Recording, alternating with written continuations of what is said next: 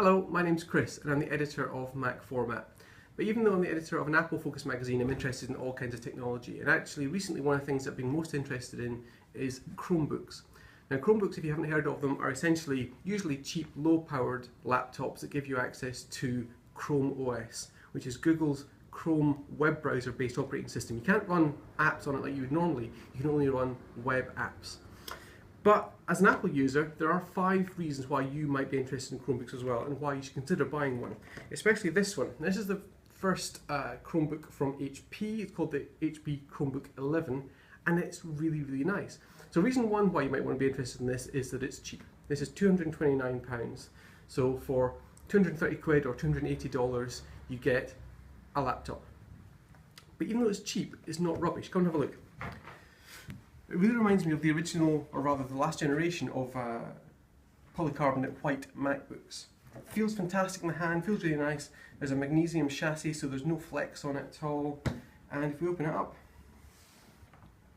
there's a pretty decent IPS display in this. Most previous Chromebooks have had fairly crappy displays, but this one's actually really nice. Keyboard feels fantastic. The whole thing is put together really, really well. In fact, there's one extra little touch I want to show you while you're here, and that's on the edge here. There's a micro USB port, and that's actually used for charging it. So you charge it like you would a mobile phone. It's terrific if you're traveling, obviously. You can just use the one cable to keep things charged up. So reason 2 then, it's cheap but it's not crap. Reason 3, it's actually really secure. Now, because it runs Chrome OS, there isn't the ability to execute malicious code in the same way as there is on a normal Windows PC, let's say. And it's constantly keeping itself updated in the background as well, so you've always got an up-to-date, comparatively secure browser. Also, it feels pretty maintenance free. It's a bit like using an iOS device. You're not constantly having to tend to it and repair permissions and do various sort of housekeeping tasks, so it behaves itself really well.